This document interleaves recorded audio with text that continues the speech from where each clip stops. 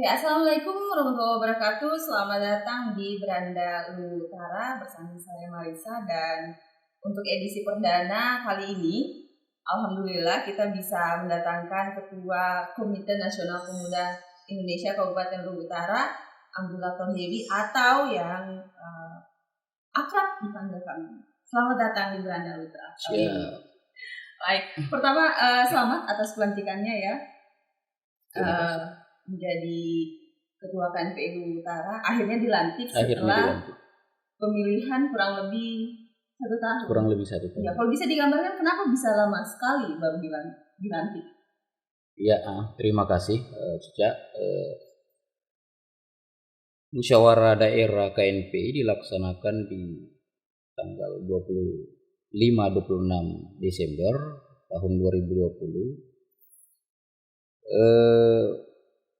Yang pada saat itu memang lagi angka bencana non alam ini COVID-19 memang agak tinggi. Setelah itu ada proses yang coba kita ajukan ke DPD KNPI provinsi, namun memang diberikan kelolosan untuk tidak melaksanakan dulu mengingat kondisi pandemi tersebut yang mulai menjadi perhatian buat kita semua. Nah, namun setelah SK keluar di bulan 3 bulan Maret, proses konsolidasi ini juga yang menjadi perhatian khusus buat teman-teman di KNPI Ulu Utara. Nah, seperti yang kita ketahui bahwa KNPI adalah organisasi di dalam organisasi. Jadi organisasi tempat berhimpunnya beberapa OKP, organisasi kepemudaan, dan di situ adalah tantangan juga bagaimana meramu mengkonsolidasikan format-format yang akan dilaksanakan KNPI dalam satu kepengurusan tersebut. Baik, jadi sebenarnya singkatnya mungkin karena pandemi juga. Pandemi ya, salah satunya. Kita bisa bilang bahwa KNPI ini salah satu organisasi pemuda yang besar di Indonesia, dan saya yakin di Ulu Utara juga. Untuk bisa kemudian terpilih pasti ada proses panjang ya, pasti punya pengalaman organisasi yang banyak. Kak Mimi ini bisa diceritakan mungkin supaya bisa jadi inspirasi untuk adik-adik mengikuti jejaknya nanti. Begitu. Iya. Sebagai inspirator mungkin. Kalau kita flashback seperti apa prosesnya, mungkin kalau saya secara pribadi saya gambarkan ke dalam 2 fase. Fase yang pertama mungkin itu jangka panjang, bahwa keterlibatan saya di dalam KNP ini tidak serta-merta di kepengurusan yang ini.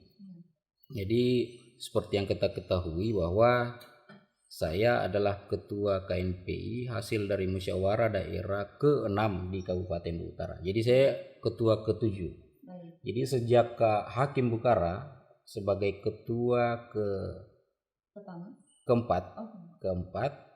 kelima KNPI, saya sudah berproses di dalam. Jadi dalam kepengurusan Kak Hakim masuk menjadi pengurus, mulai dari yang bawah dulu lah. Dari bawah ke kepengurusannya Kak Sudirman Salomba, itu sudah menjadi koordinator di departemen. Setelah itu masuk di periode Soeharto yang kemarin, Bung Soeharto, saya masuk di ketua bidang OKK. Nah, sekarang melalui musyawarah daerah ke-6 ini alhamdulillah diberikan amanah oleh teman-teman kepemudaan seluruh Utara untuk bersama-sama berhimpun dalam KNPI. Tadi kita sempat di awal ya, dari pemilihan kemudian pelantikan itu ada jarak waktu yang lumayan lama begitu. Bisa diceritakan bahwa selama, bisa dibilang vakum ya? Vakum atau sebenarnya masih ada kegiatan? Sebenarnya kegiatan ada. Program kerjanya jalan? Program kerja secara kemitraan jalan. Baik. Sebelum kita bahas program kerja kami di periode 2021 ya, 2023. 2023. Baik. Itu kita bahas dulu sedikit mungkin. Banyak dua nggak apa-apa. Potensi pemuda di Ulu Utara seperti apa sih Kak Mimi? Potensi pemuda secara umum. Secara umum ya di Ulu Utara. bicara tentang potensi pemuda khususnya di Luhut Utara, saya pikir kami di KNPI juga bersepakat bahwa potensi pemuda di Luhut Utara ini sungguh cukup memadai. Berbicara dengan potensi tersebut, tentu ada beberapa hal yang menjadi poin-poinnya. Di antaranya yang pertama, potensi itu ada di dalam jumlah usia muda. Usia muda adalah menjadi potensi. Ya, ada seorang filosofi yang mengatakan bahwa muda adalah kekuatan. Jadi secara kuantitas jumlah usia muda di Luhut Utara ini kita merujuk pada data BPS di 2021 kemarin, hampir 80% penduduk Luhut Utara yang total 322 jumlah penduduk adalah usia muda, yaitu usia dari produktif dari 16 sampai 39 tahun. Jadi itu adalah potensi yang pertama. Yang kedua, potensinya adalah jumlah organisasi kepemudaan, masyarakat kepemudaan di Luhut Utara ini cukup banyak, termasuk OKP-OKP yang berhimpun dalam KNPI dan juga OKP-OKP lokal, misalkan teman-teman pemuda pecinta alam dan sebagainya. Itu merupakan potensi yang memang mestinya menjadi hal yang patut diperhatikan, khususnya untuk bagaimana mengasah inovasi-inovasi kreativitas yang positif buat daerah. Potensinya besar dari yang tadi kami sebutkan itu, disandingkan dengan program kerja sampai 2023 nanti, apa yang ditawarkan oleh KNPI di bawah kami? Kalau kita berbicara tentang program kerja khususnya di KNPI ada 3 pola program kerja. Yang pertama program kerja rutin, yang kedua program kerja kemitraan, dan salah satunya adalah program kerja mandiri. Nah, dalam kepengurusan kami ini kemarin juga sudah mengadakan rapat kerja. Ada beberapa hal yang menjadi titik fokus, melihat kondisi bahwa kepemudaan kita di Luhut Utara khususnya ini adalah mitra strategis buat pemerintah. Jadi langkah-langkah program kerja yang akan kita laksanakan ini tentunya harus disesuaikan dengan program-program pemerintah daerah kabupaten dalam hal bagaimana menjadi titik fokus pemulihan ekonomi dan infrastruktur pasca bencana banjir bandang kemarin. Bisa lebih spesifik? Jadi spesifiknya adalah yang pertama dalam program mandiri tentunya KNPI akan melangsungkan kegiatan-kegiatan rutin yang memang harus dilaksanakan. Namun secara umum program-program kemitraan ini yang perlu kita jadikan patokan adalah pola-pola kolaborasi pentahelix di mana multi pihak akan terlibat di dalamnya. Jadi di dalam kepengurusan khusus di KNPI ada 12 bidang. Tentu bidang-bidang ini yang akan kita ramu sedemikian rupa, kita sesuaikan dengan keperluan di pemerintah daerah untuk bagaimana mengeksekusi apa yang telah kita rencanakan. Spesifikasinya begini, misalkan di pemulihan pasca bencana, salah satu program kerja di salah satu bidang kita itu bidang penanggulangan bencana dan SAR itu akan melaksanakan Kema Kerja Pemuda Indonesia. Kema Kerja Pemuda Indonesia ini kita rancang untuk bagaimana potensi-potensi pemuda ini terlibat aktif langsung di lapangan terhadap pemulihan pasca banjir bandang dan menghadapi bencana-bencana yang insya Allah kita tidak harapkan untuk berlangsung lagi terjadi di Luhut Utara. Baik. Semoga bisa berlangsung dengan baik. Amin. Dan lancar. Bagaimana dengan tema besar pembangunan pemuda di 2023? Kan seperti apa? Tema besar pembangunan pemuda 2023, kami juga ada di kajian terkait dengan itu di bidang perencanaan pembangunan daerah. Kita juga merujuk pada Undang-Undang Kepemudaan nomor 40 tahun 2009 yang juga ada Perda Pembangunan Pemuda Sulawesi Selatan nomor 3 tahun 2018. Jadi hal yang juga menjadi keinginan kami pun akan mencoba mendorong rancangan peraturan daerah kepemudaan di Luwu Utara. Hal itu terkait dengan bagaimana harapan-harapan kepemudaan yang akan terencana, terukur, dan berkesinambungan untuk bagaimana mengembangkan potensi-potensi yang tadi telah kita bicarakan bersama. Kami sudah gabung di KNPI kan lama ya, dari mulai step awal sampai kemudian jadi pemuda. Kalau bisa digambarkan, terutama di masa sekarang pemerintahan daerah, mungkin yang ini baru ya, kita cermin 5 tahun ke belakang, 10 tahun ke belakang, seperti apa sih keterlibatan pemuda Luwu Utara dalam pembangunan, dan seperti apa terutama yang kalau yang sekarang fokusnya mungkin bagaimana pemerintah daerah menurut kami ini melibatkan pemuda dalam pembangunan itu sudah maksimalkah atau masih bisa dieksplor lagi seperti itu? Itu tadi potensi pemuda itu sungguh sangat luar biasa. Ini secara umum bahkan di bangsa ini seperti yang disampaikan oleh salah satu proklamator kita, Bung Karno, bahwa berikan saya 10 pemuda akan kuguncangkan dunia. Nah itu juga berlaku buat di Luwu Utara. Saya kira apa yang disampaikan Bung Karno ini sesuai dengan realita terkini, relevan dengan kehidupan kita saat ini, bahwa pemuda tentunya selain mempunyai potensi juga mempunyai tantangan-tantangan yang mesti dilaksanakan. Terkait dengan pertanyaan Mbak Caca tadi, apa yang telah dilaksanakan, peran-peran seperti apa, saya pikir itu tadi, bahwa potensi pemuda kadang minat dan bakat ini belum terarah dengan semestinya. Itu adalah tantangan.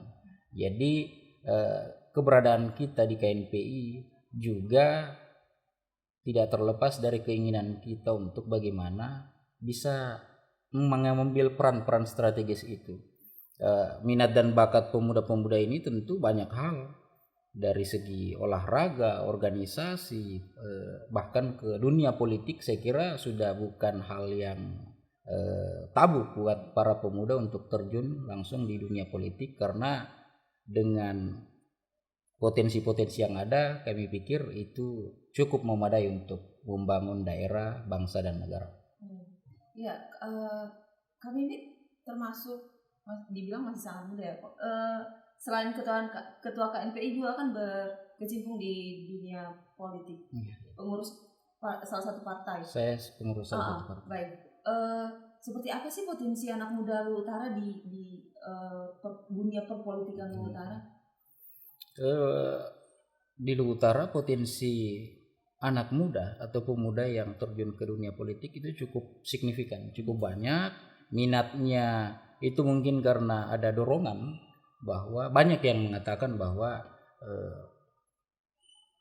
terjun di dunia politik itu adalah satu langkah yang positif, bahwa ketika dia melihat sesuatu, tidak terlibat akan sesuatu itu, ya dalam politik misalkan ketika politik dikuasai oleh orang-orang yang jahat dan orang-orang yang baik hanya duduk mendengar, melihat, dan merasakan, mengikuti perkembangan itu dengan pasif, saya kira itu hal yang sia-sia. Jadi secara mindset teman-teman politisi muda di Luwu Utara ini cukup luar biasa, signifikan. Saya misalkan di salah satu partai ada beberapa teman-teman yang cukup muda, bahkan jauh di bawah saya, lebih muda, terlibat dalam beberapa partai dan menduduki posisi-posisi yang strategis juga. Jadi bisa dibilang di Luwu Utara ini anak muda tidak apatis gitu ya, Bro? Alhamdulillah kelihatannya enggak apatis. Ada semangat perjuangan lah misalkan yang harus kita pikirkan bersama. Yaitu tadi, karena potensi pemuda cukup besar dari segi jumlah, kuantitas, kualitasnya pun juga tidak dikatakan nol, tapi ada. Bahkan di luar daerah Luwu Utara ini anak-anak muda yang berasal dari Luhut Utara ini cukup signifikan, mempunyai peran-peran yang bagus di tingkat provinsi bahkan di tingkat nasional. Mungkin juga kita bisa bilang bahwa masyarakat Luhut Utara melihat anak muda terjun di politik atau ya spesifiknya politik itu tidak atau membuka ruang yang lebar ya, karena biasanya kan masyarakat umum, kalau kita bicara sedikit lebih luas di Indonesia misalnya, kalau ada anak muda yang naik yang memunculkan diri, itu biasanya anak muda apa kan tahu gitu. Kayaknya di Luhut Utara enggak begitu. Jadi mungkin di awal-awal terbentuknya Kabupaten Luhut Utara itu sudah tercermin juga bahwa kesadaran para pemuda di Luhut Utara itu cukup baik. Hal-hal tersebut saya pikir di Luhut Utara sejak terbentuknya Luhut Utara tahun 99 tidak terlepas juga dari peran-peran pemuda. Hingga saat ini pemuda akan senantiasa mengambil peran-peran strategis yang dimana kadang menjadi ya dalam tanda kutip tanggapan negatif buat kalangan tertentu bahwa pemuda itu apaan sih, mau ikut-ikutan, ini bukan ajang coba-coba. Namun realitanya dalam kebangsaan kita, bahkan di secara luas dalam dunia yang ada saat ini, tokoh-tokoh muda bukan saja di Indonesia tapi di luar negeri sudah mulai, bahkan ada kadang kita mengambil satu anekdot bahwa kalau yang tua-tua ya cukup mendorong yang muda-muda ke depan. Bahkan ya Bung Karno menjadi presiden itu di usia-usia produktif, ya, sangat muda. Beberapa petinggi-petinggi atau kepala negara, dan kita bangga di Luhut Utara kita dipimpin oleh seorang kepala daerah yang masih produktif, masih muda, masih strong istilahnya gitu. Perempuan, laki-laki. Baik. Mungkin terakhir potensi pemuda Luhut Utara sangat besar. Jadi bisa dibilang kami ini optimis ya bahwa Luhut Utara ini anak mudanya itu bisa memberi peran yang signifikan di semua lini, dan bagaimana kami ini melihat pemerintah daerah dalam hal ini memberikan ruang untuk itu. Ruang yang diberikan pemerintah daerah saya pikir juga sudah cukup, namun ada hal-hal yang mestinya menjadi titik temu. Ada keinginan-keinginan pemuda untuk melaksanakan kegiatan-kegiatan misalkan untuk mengembangkan kreativitas, inovasi mereka, namun pola-pola komunikasi, pola-pola kolaborasi itu yang mungkin masih belum mendapatkan titik temu yang cukup untuk efektif. Saya lihat hal-hal itu yang mungkin perlu juga menjadi catatan buat teman-teman di kepengurusan. Makanya tadi salah satu desain besar di tahun 2023 ini, mulai saat ini kita sudah akan melakukan kajian tentang rancangan peraturan daerah yang dimana itu bisa salah satunya bisa memungkinkan untuk memecah kebuntuan-kebuntuan tersebut. Mungkin terima kasih untuk sudah bersedia datang di Beranda Luhut Utara edisi perdana ya. Edisi perdana. Oke, terima kasih. Dan semoga pemuda Luhut Utara bisa ambil peran yang besar terutama dalam pemulihan ekonomi nasional pasca belum pasca sih sebenarnya, kita masih dalam pandemi, suasana pandemi. Dan pasca banjir bandang ya. Dan terima kasih sekali lagi. Sama-sama. Selamat atas pelantikannya. Semoga kedepannya semua program bisa terlaksana. Amin. Ya, kita sama-sama menantikan gebrakannya kami ini. Dan wassalamualaikum warahmatullahi wabarakatuh. Waalaikumsalam warahmatullahi wabarakatuh.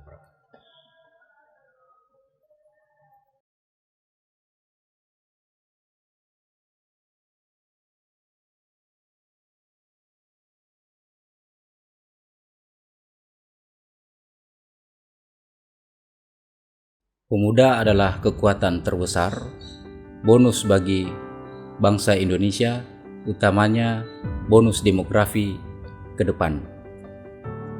Kepada teman, sahabat pemuda Kabupaten Luwu Utara, saya Amrilato Dewi mengucapkan harapan-harapan untuk bersama kita mengambil peran-peran strategis dan inovatif sebagai karakter-karakter pemuda yang mampu menjawab tantangan ke depan untuk Luwu Utara, bangsa dan negara Indonesia yang lebih baik.